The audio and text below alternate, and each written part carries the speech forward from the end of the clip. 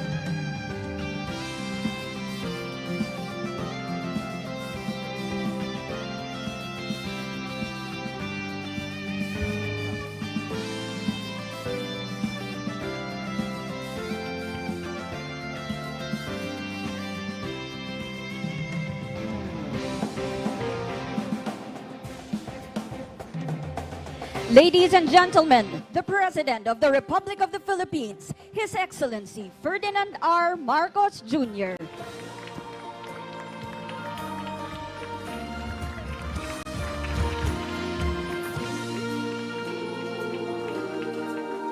Once again, ladies and gentlemen, the President of the Republic of the Philippines, His Excellency Ferdinand R. Marcos Jr.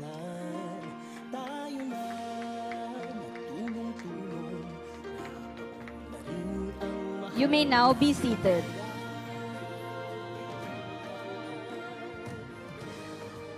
Good day. We are gathered here for the inauguration and the energization at full capacity of the Hermosa-San Jose 500 kilovolt transmission line, a critical backbone that will provide a new high voltage link for our power plants.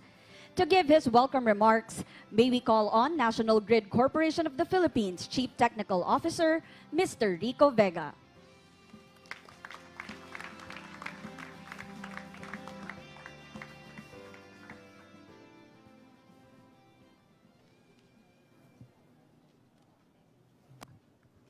Your Excellency, President Ferdinand R. Marcos Jr., representatives from the local and national government, my colleagues from NGCP, guests, good afternoon.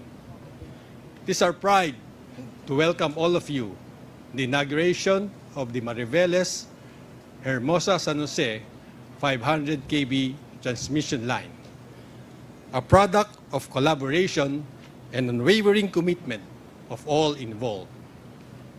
This remarkable milestone represents the combined efforts of NGCP, the steadfast support of our local and national government, and the contribution of various stakeholders.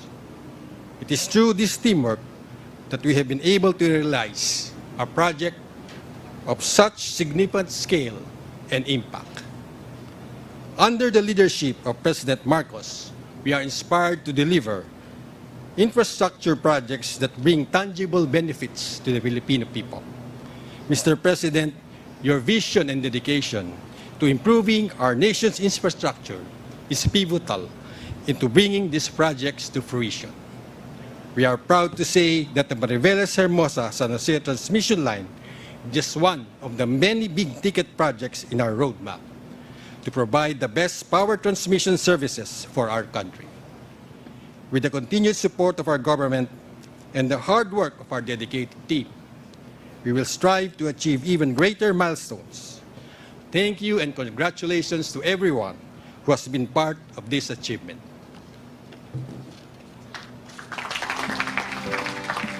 Thank you, Mr. Vega. And now, to deliver his message, may we call on the President and Chief Executive Officer of NGCP, Mr. Anthony Almeda.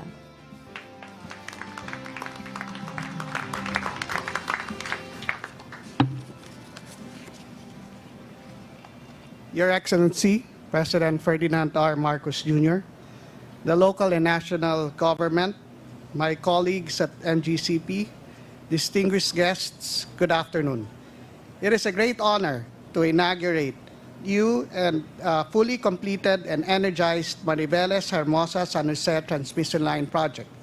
This is yet another milestone for us that signifies a remarkable step in securing and stabilizing the power transmission services in Luzon. More than just an infrastructure endeavor, the Hermosa-San Jose transmission line project is critical in ensuring the reliability and sustainability of our power grid.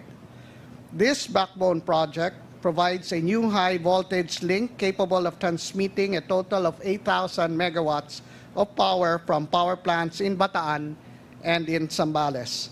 Mr. President, the line is ready to serve and further improve the power transmission service to 59 million households and other power consumers in Luzon. The Hermosa-San Jose 500 kV project is a major component in NGCP's planned Luzon 500 kV transmission backbone. This backbone is integral to our long-term vision of a resilient and efficient power grid that can meet the growing energy demands of our nation. Marami po magagawa ang NGCP at marami pa kaming gagawin para makatulong na maiangat ang ekonomiya ng bansa. Asahan niyo po, Mr. President, na kaisa ng gobyerno, lagi kaming nakakahandang tumulong at sumuporta. In the past 12 months, we have successfully energized big-ticket projects like the Mindanao-Visayas Interconnection Project, the Cebu-Negros Panay 230 kV project, and now the fully energization of the Mariveles Hermosa-San Jose kV project, capable of transmitting 8,000 megawatts of additional capacity in the country. I would also like to acknowledge the incredible teamwork and hard work and commitment of the people of NGCP, and inyong sipag at dedikasyon ang dadalhin kaya't nasasatuparan natin ang proyektong ito. Your Excellency, your commitment to improving our nation's infrastructures has been a driving force behind this success. With you, we will continue to push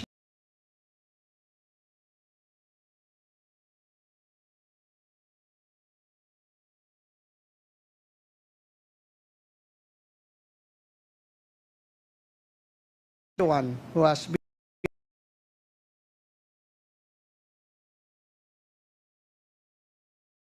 line is now ready.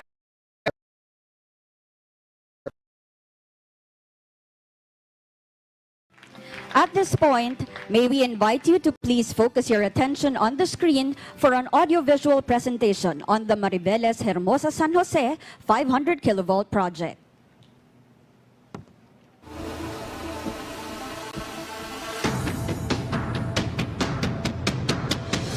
NGCP celebrates another milestone with the energization at full capacity of the Mariveles Hermosa-San Jose 500 kilovolt backbone project.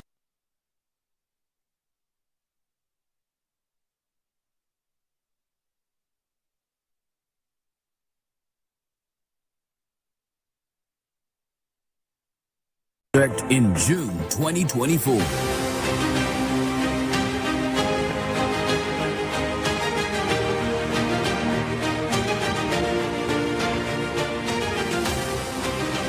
With a project cost of 20.94 billion pesos, this energy project of national significance, or EPNS, includes 395 transmission towers, 275.6 circuit kilometers of overhead lines, 2 new substations,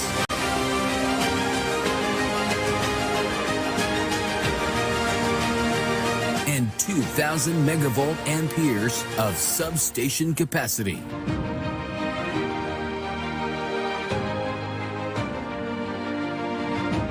This critical backbone provides a new high-voltage link capable of transmitting a total of 8,000 megawatts of power from power plants in Bataan and Zambales. The Mariveles Hermosa 500 kilovolt transmission line was energized in March 2022. In May 2023, NGCP energized the Hermosa-San Jose 500 kilovolt backbone with an initial 1,000 megawatt transfer capacity, less than a quarter of the full capacity of lines 1 and 2. In June 2024, the remaining line was completed, allowing the completion and energization at its full 8,000 megawatt capacity.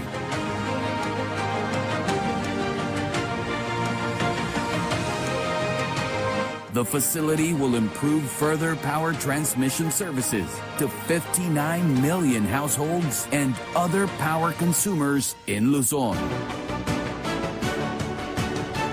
Despite numerous challenges, NGCP delivers on its promise to strengthen, improve, and expand the country's power grid.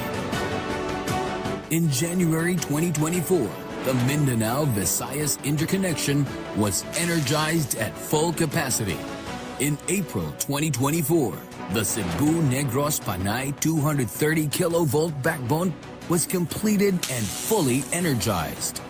And there are still new projects in the pipeline designed to keep the power transmission network always ready to support the country's booming economy. Through the assistance of the national and local government and the strong partnership with stakeholders, we are ready to take the next step and bring the country closer to power transmission resiliency. NGCP. Lighting the path to a brighter future.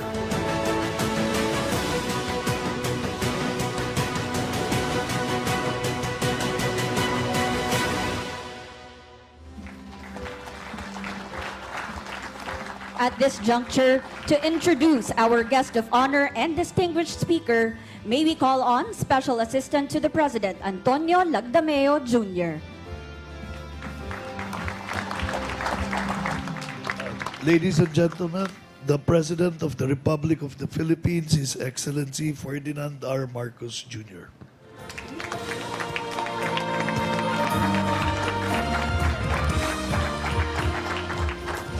Thank you very much, Secretary Anton Lagdameo. Please take your seats. The Second District Representative of Bataan, Representative Albert Raymond Garcia. The Bataan Third District Representative, Maria Angela Garcia. The Bataan Governor, Jose Enrique Garcia. The host for all of this grand project here is the Hermosa Mayor, Mayor Antonio Joseph Inton. The National Grid Corporation President, Anthony Almeida. NGCP Vice Chairman, Henry C. Jr. NGCP Chief Technical Officer, Rico Vega. The officers and employees of the National Grid Corporation of the Philippines, my fellow workers in government, distinguished guests, ladies and gentlemen, good afternoon. It is certainly with great pleasure. I know that you hear this in all of the speeches when a guest says, it is with great pleasure that I come here today. But in this case, I can guarantee you, I mean that sincerely. It is with great pleasure to be here today. Not only because I am in the historic province of Bataan, but because after almost 4 years, we are finally seeing the completion of this vital transmission line project. We celebrate today a milestone in our nation's history with the inauguration of the Mariveles Hermosa-San Jose 500 kilovolt transmission line project here in Bataan. This development involves more than 275 circuit kilometers of overhead lines supported by nearly almost 400 towers and 2 new substations, a total line transmission capacity of 8,000 megawatts. It is noteworthy that this new transmission line will serve as a vital corridor for the current 5,000 megawatts and the additional 2,500 megawatts of committed power generation projects here in Bataan and in Zambales. Once operational, it will certainly strengthen power transmission services, not only in the region, but all the way to Metro Manila. It ties in well, as well, with other projects here in Bataan, such as the Battery Energy Storage System in Limay, which we inaugurated last year. And the Bataan-Cavite Interlink Bridge that we are now implementing. I think they've started to bid out already the approaches, the landings of the bridge. So talagang pinipilit natin. I know that you will say I'm equally anxiously awaiting as you are. That's why. Ako na siguro ang pinakamakulit sa naging Pangulo dito sa Pilipinas. I thank the determined efforts of the National Grid Corporation of the Philippines and our various government agencies in their overcoming the challenges that you encountered in this grand project. This transmission project attests to the transformative power of collaboration between the public and the private sectors to be able to attain a stable, reliable, and resilient power supply for the country. It will also help in the administration's thrust to transition to renewable energy to mitigate the impact of geopolitical uncertainties and, of course, the effects of climate change. So I direct the DOE and the NGCP to complete the almost 70 transmission projects on time as indicated in our transmission development plan, particularly the Batangas-Mindoro Interconnection Project and the Northern Luzon 230 kilovolt loop. And this way, we can meet our increasing energy demand, encourage technological advancement, and produce more employment opportunities for our people. I look forward to the impact that your endeavors will bring to our country, especially as we now make inroads towards unlocking the full development potential in the green and in the blue economies, which is suited to the Philippines. I'm also excited as we shape up Bataan to be a literal and figurative powerhouse, as well as a center of economic and development activity in the future. So I encourage everyone to embrace our shared responsibility of guaranteeing a dependable and adequate energy supply for all. I trust the public will strive to become stewards of our environment through conservation and smart consumption of energy.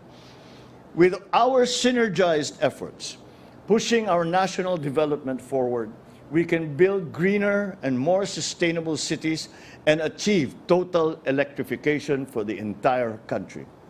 Once again, my congratulations to everyone here for the successful completion and energization of the 500 kilovolt transmission line project. Let us build the Bagong Pilipinas that we dream of, where all our communities are powered by affordable and accessible electricity, where our industries are geared towards inclusive and sustainable prosperity, and where opportunities await those who dare to make their dreams a reality. Congratulations to NGCP. Congratulations to all of those who have been involved in making this project, this dream project, a reality. Maraming salamat at magandang hapon sa inyo lahat. Thank you, Mr. President, for your inspiring words. And now, may we request a photo opportunity with the President. May we call on the Special Assistant to the President, Antonio Lagdameo Jr., Mr. Henry C. Jr., and Mr. Anthony Almeda to join the President in front. May we request our key government officials, guests from local government units, and NGCP top officials to please come in front.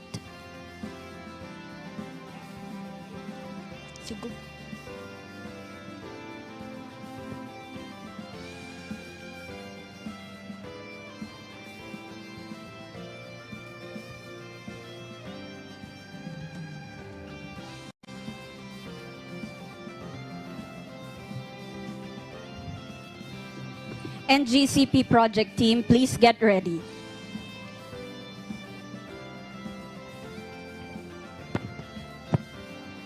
Thank you. Please exit to your right.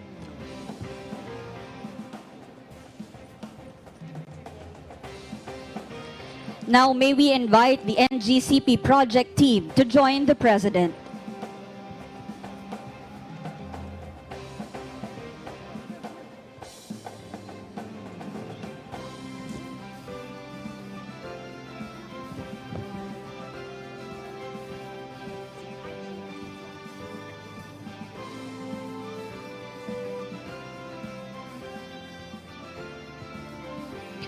Other NGCP officials, please prepare.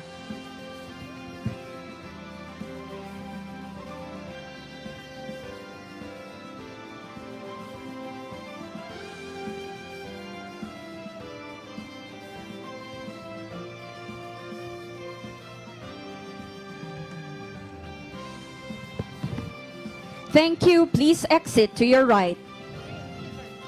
May we now call on our other NGCP officials to join the photo opportunity.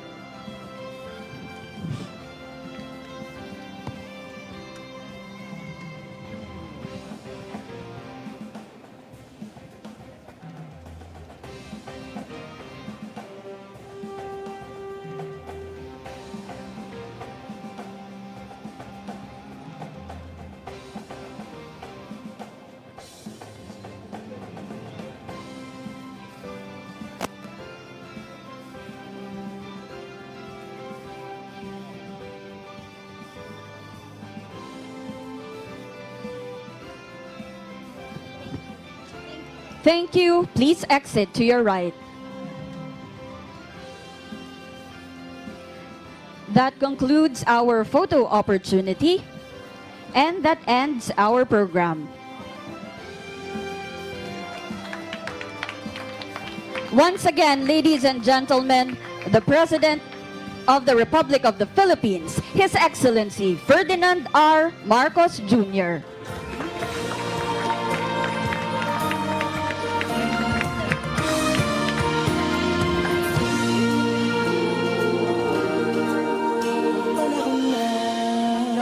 Pagbabago, dahil sa ito ay kinakailangan tayo na magtulong-tulong, napaon na rin ang mahal nating bayan.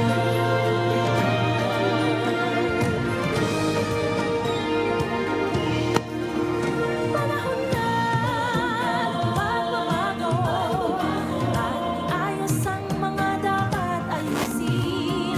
Dapat lang maging tungkulin ng bawat mamamayan dito sa atin. Gawin ng pagbabago patungo sa pag-asenso, magsikap ng mabuti hanggang kuminhawa tayo. Bagong malaki natin sa mundo at ipamalas ang bagong Pilipino, ang bagong May we request everyone to please remain in their respective places until the President has left the venue. Again, thank you. Once again, ladies and gentlemen, the President of the Republic of the Philippines, His Excellency Ferdinand R. Marcos Jr.